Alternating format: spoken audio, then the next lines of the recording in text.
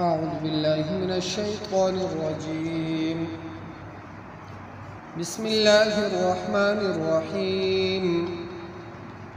قد يعلم الله المعوقين منكم والقائلين لإخوانهم هلم إلينا ولا يأتون البأس إلا قليلا أشحة عليكم فإذا جاء الخوف رأيتهم ينظرون إليك تدور أعينهم كالذي يغشى عليه من الموت فإذا ذهب الخوف سلقوكم بألسنة حداد أشحة على الخير أولئك لم يؤمنوا فأحبط الله أعمالهم وكان ذلك على الله يسيرا.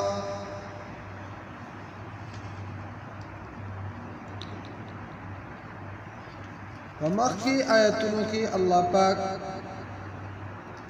د منافقانو د وعده خلافی بیان وکړ چې د منافقانو د الله پاک سره وعده کړی و د دین مخکې چې لا یولون الادبار دو به شاګانې نه ګرځي په جنګ یعنی د پیغمبر علیه الصلاۃ والسلام په واسطه باندې دو دا عهد کړو چې موږ به چرته هم بیا خلاف ورزي نه کوو ځکه د بدر په موقع کې د احد په موقع کې دو د جنگ نه را واپس شي تقریبا 300 کسان چې دا پلاره کې را واپس شو نو دو دا عهد بیا وکړو چې بیا به موږ چرته داسې کردار دانه ادا کړو چې کله د احزاب مقرغلا د جنگ احزاب نو پدې کې دو بیا د خپل کردار دا بیا دوهراو نو الله پاک فرمایي چې دو خو زما سره لوس کړی دی او ردی په اساس باندې ردونه بردی تپوس کیږي خامخا الله پاک وی چې دو دغه عهد شکنی کوي نو د دې وجه هغه صرف دا ده چې دو د مرګ نه تېښته کوي حالانکه د مرګ نه تېښته نه کیږي که په هر صورت کې نو مرګ دا برارسي لکه په تاریخ لیکلی دي چې حضرت خالد بن ولید رضی الله عنه دا چې کله په آخري وخت کې په خپل کټ او بستره کې ملاسو او چې کله به یو ملګری خواله راتلو چې دا به هغه ولیدو نو دی په جړا نو صحابو ته بیا تپوس وکړو چې ولې ته د مرګ نه یریږي دا خو د الله پاک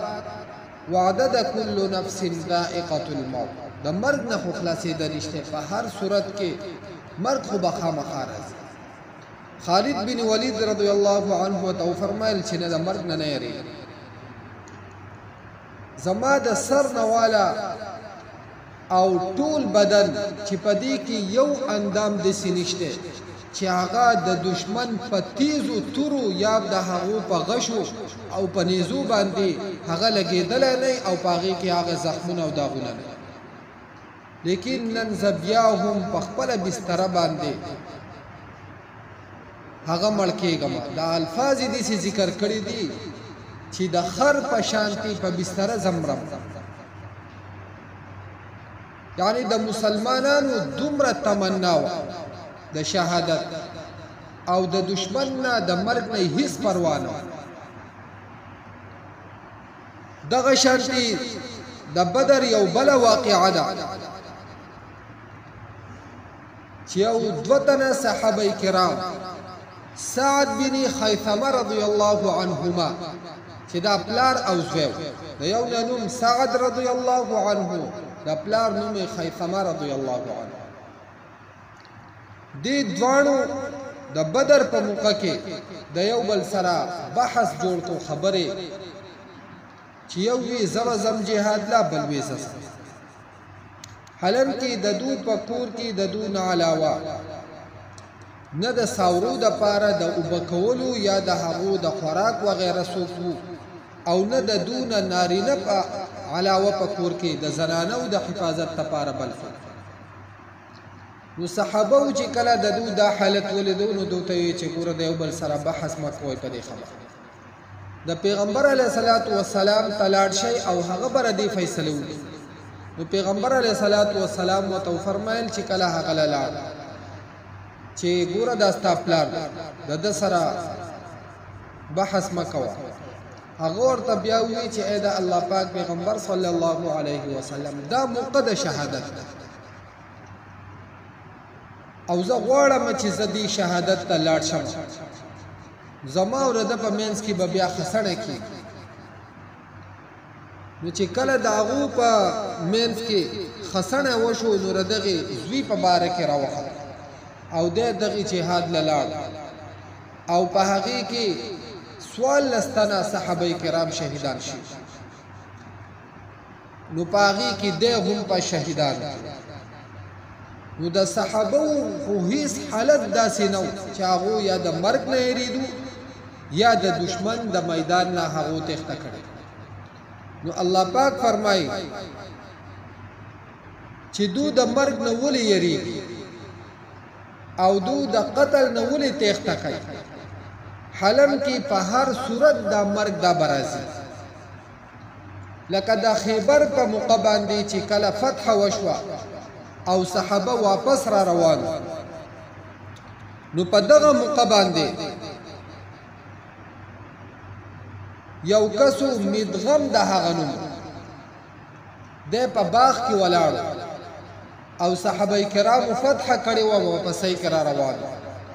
ناڅاپي یو غشی راغی او دی پې ولګېد او مړ شو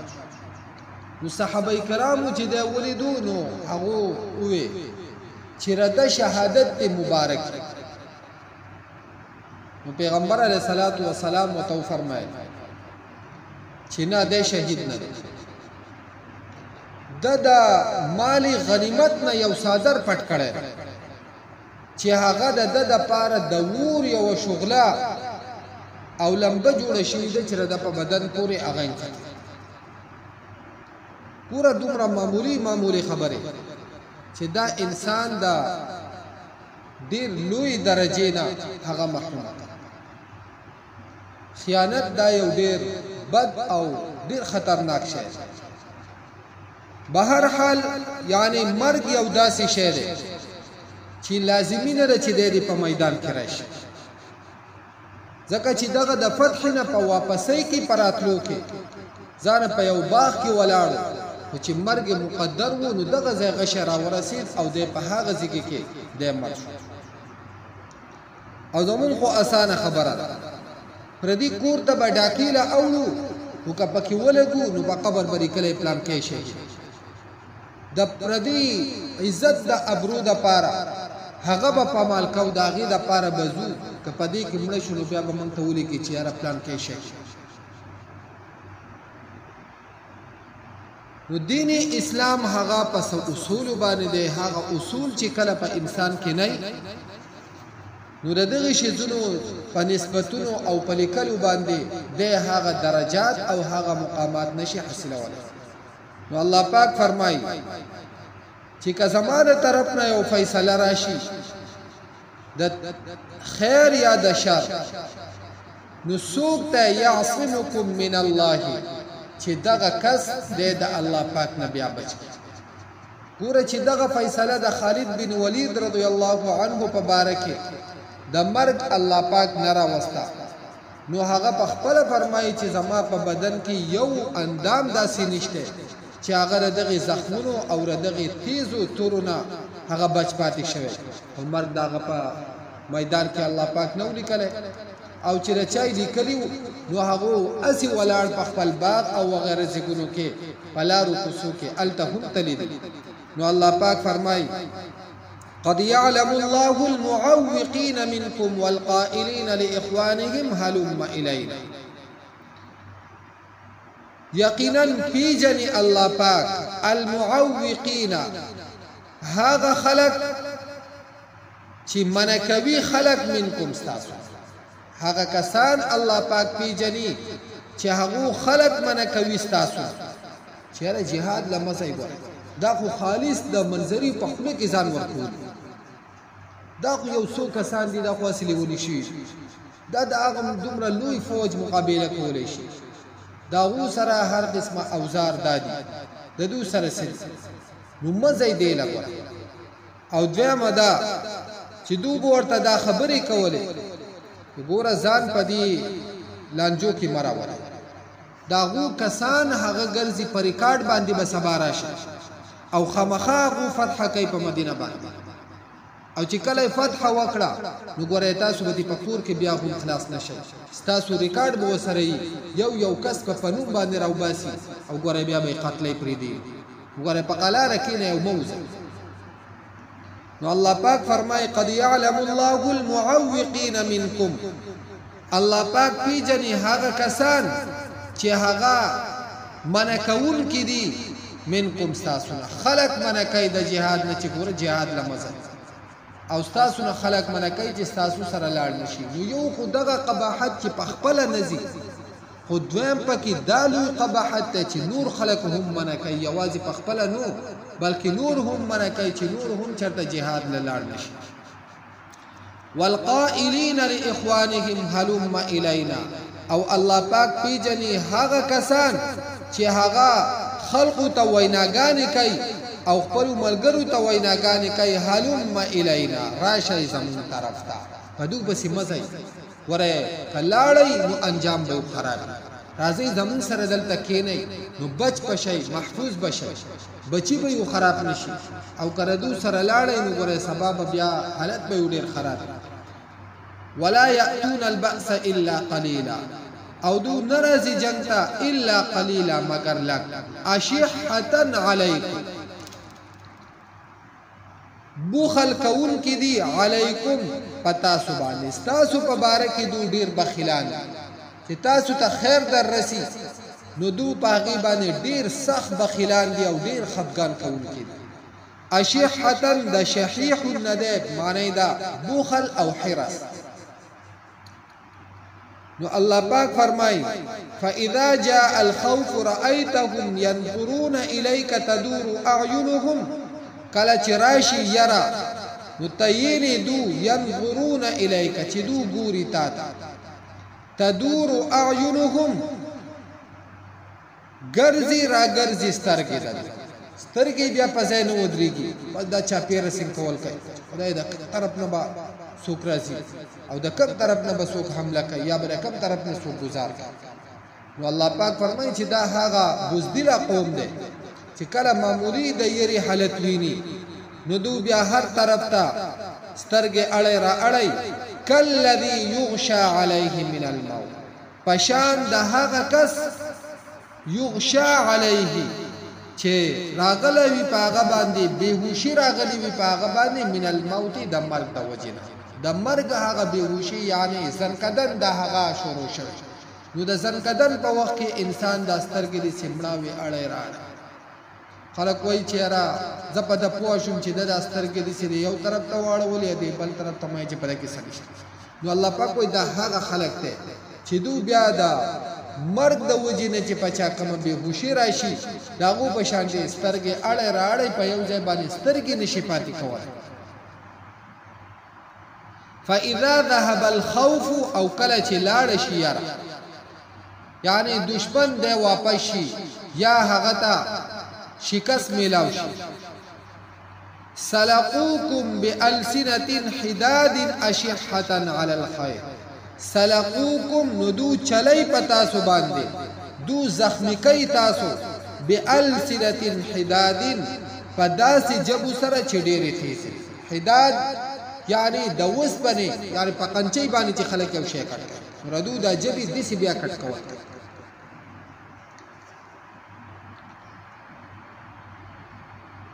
اشحتن علی الخير حرس کون کی دی علی الخير فمال یعنی کله چې دغه یره ختم شي او چرته صفت حتا سو ته میلاو شي مال غنیمت ته میلاو شي نو دو بیا ډیره چالاکی کوي ډیره خبره کوي چې مونږ استاد ملګری خو پلان کې عذر راغی بالکل او دسی ومه چې پاسې دی نشم کنه زما پسړه کې دا ډیر غم او چې یاره زستا سونه پاتې شو الله پاک وای دا ردی وجرا اشیحتن علی الخیر دا ډیر حرس کون کی دی په مال چې وس مونږ ته په دې مال غنیمت کې څه شی میلاو شي د دې د پاره دا چالاکیانی او دا د انسان یو فطرتي کردار هم کله چې دا نقصان ټیمی نو هر انسان دې شاته کی حتی چې ضرور نه شاته کی او چې د فائدې ټیم راشي نو بیا هر سړی مرګ کوي د هغې دپاره زور کوي چې ما ته خامخا څه میلاو شي که جایز او که ناجایز خو ما ته چې خامخا څه شی په دې کې میلاو شي او چې کله دی د دې دپاره چالاکیانې کوي چې دا خو داسې نه ده او داسې غلطه ده او د فلانکي حق چې ده ته شی میلاو شي نه بیا د فلانکي حق یې نه بل څه د ده جمع بیا بل طرف ته نو الله پاک فرمایي فإذا ذهب الخوف سلقوكم بألسنة حداد أشحة على الخير کله چې لاړ شي یاره سلقوكم ندو زخمی کوي تاسو بألسنة حداد پتیز جب سره پتیز جب سره أشحة على الخير او دو حرس کون کی دی على الخير فمال باندې اولئک لم یؤمنوا الله پاک وای دغه کسان دي لم یؤمنوا چې دو ایمان نه لري اسی دو چغي وای چې مونږه ایمان راوړل ومن الناس من يقول آمنا بالله الله پاک وای بعضی د خلقونه هغه خلق دي چې دو دا خبرې کوي آمنا بالله مونږه ایمان راوړې په الله پاک باندې وبالیوم الاخر او په ورځ د آخرت باندې خو الله پاک وای چې خبر شي وما هم بمؤمنین دو مؤمنان نه دي د خلی په وینا سره په خبرو سره او په لیکلو سره په بورډونو چاپولو سره په دې سره د انسان هغه عمل هغه نه ښکاري په دې سره سره مؤمن او شهید کیږي نو دغه خبرې دا دعوی د دو صرف دي حالن کې په دو کې د ایمان هغه رتای هم نشته دا خدا سي خلق الله پاک دې زمونږه حفاظت او فرمایي مونږ د خدای موافق یعنی دغه الفاظ تقریبا دا مونږ ته هم پاتې زمونږ هم په جبه دغه الفاظ دي چې مونږ وایو مؤمنان مونږه ایمان راوړو کله زکات معاملې راشي نو پاغي کې د ایمان خبرې نشته پاغي کې د قران حکم نشته کله عشر معاملې راشي نو پاغي کې د الله پاک حکم نشته بیا مونږه د بندګۍ هغه تقاضې بیا په من کې نشته کله میراث مسله راشي نو پاغي کې د الله پاک د حکم څخه خیال او لحاظ نشته دغه شرطي کله گاونډي سره داغه د حقوق مسله راشي نو پاغي کې نه د الله حکم شته او نه د اسلام څخه تقاضې یا څه اصول شته په دغه کې کله انسان سره د معاملاتو د الله پاک حکم راشي نو په هغه معاملاتو کې مونږ د 1 روپۍ د پاره قران او قسم دا غي د پاره مونږ خپل ځان جهنم ته ارتاو الته بیا زمونږه چې یاره مونږ ایمان راوړی دی یا مونږ د خدای بندگان یو یا الله پاک زمونږ رب دی د دې خبرو بیا تقاضې نشته نه ردی خیال او لحاظ صرف بس چې کله خبره راشي نو مونږ وایو یاره مونږ مؤمنان خو چې د الله پاک یو حکم مونږ ته مخامخ شي نو په هغه ځای کې الله پاک قسم خوري په سوره نساء فلا وربك لا يؤمنون حتى يحكموك فيما شجر بينهم ثم لا يجدوا في أنفسهم حرجا مما قضيت ويسلموا تسليما الله پاک وای فلا وربك دې سند دا څنګه چې داخله خیال کا یو ګمان وربك قسم دې پربستا یعنی زما دې په خپل ذات قسم الله پاک لا يؤمنون چې دا خلق دا مؤمنان نشي کېدي حتى يحكموك تردي پوری يحكموك فيما شجر بينهم چې دا خلق قاضي او منصف او فیصله کون تا مقرر کی په هغه خبرو کې چې اختلاف راغله دی ردو په میز که هغه په جیداد باندې ده که هغه د میراث په باره کې ده که هغه د یو بل سره د حقوقو په باره کې ده که هغه د یو بل سره په معاملاتو کې ده او که هغه په نورو کارونو کې ده چې پاغي کې کم اختلاف راغلی دی نو الله پاک وایي چې تا پکې دو فیصله کن او حکم مقرر کی او بیا چې کله ته فیصله کوي نو دا لازمي خبره ده چې فیصله خو دې شی دی چې دا خو د دواړو په باره کې نه کیږي خامخا به د یو په حق کې فیصله کوي نو الله پاک وایي چې د کم کس په حق کې فیصله وشي او دا بل د پاتې شي دا په حق کې فیصله ونه شي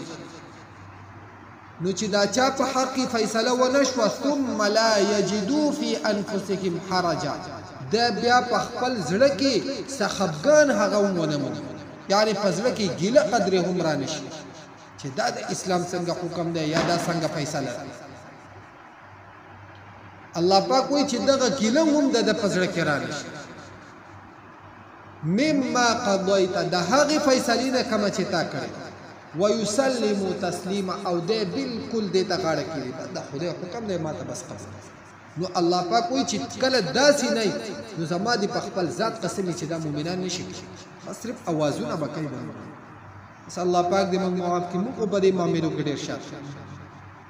موږ خو که دا معاملات راغلي نو هغه خو لا د منافقۍ په یو پړوی باندې پاتې شوي موږ خو د هغې نه هم ډېر لرې شوي ځکه چې هغه موږ هم شاته پاتې کړي نو الله پاک فرمایي اولئک لم یؤمنوا دغه کسان دي لم یؤمنوا چې دو ایمان نه لري بس صرف په خولې باندې اوازونه د ایمان فاحبط الله اعمالهم پس برباد کړي دي الله پاک عملونه تو چې کم عملونه کوي یا راځي په مخ کې صف کې ودرېږي او تسبیح راغستې د پیغمبر علیه الصلاۃ والسلام سره په مجلس او محفل کې ناسي د صحابو سره یو ځای وزي راوزي او کینی او د هغو سره ذکرونه تلاوتونه کوي الله پاک وایي دغه ټول عملونه ردون برباد کړي دي دا برباد دي دغه عمل وکان ذلک علی الله یسیرا او دا کار په الله پاک باندې ډېر اساس الله پاک دې زموږ حفاظت وکړي قد يعلم الله المعوقين منكم یقینا پیجنی الله پاک منع کون کی استاسنا یعنی هغه خلص چې هغه خلق منع کوي د جهاد والقائلین او وینا کون کی لاخوانهم رونو خپلوتا یعنی دوستانو خپلوتا هلم الینا شراشی زمون طرف تا ولا يأتون البأس إلا قليلا او نرازدو جنگ کولتا مگر لگ اشحة علیکم بخل کون کی دی ساسو پبارکی فإذا جاء الخوف نکل چراشی یرا رأیتهم تین دولرا ينظرون إليك گوری بتاتا تدور أعينهم اوڑی را اوڑی سترگی ددو کالذی پشان دهغا کس یغشا علیه من الموت چې بهوشي راغلی وي په هغه باندې د مرګ د وجینا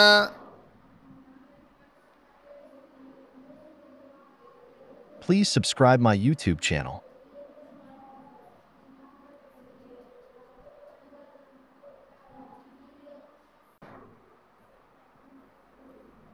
فإذا ذهب الخوف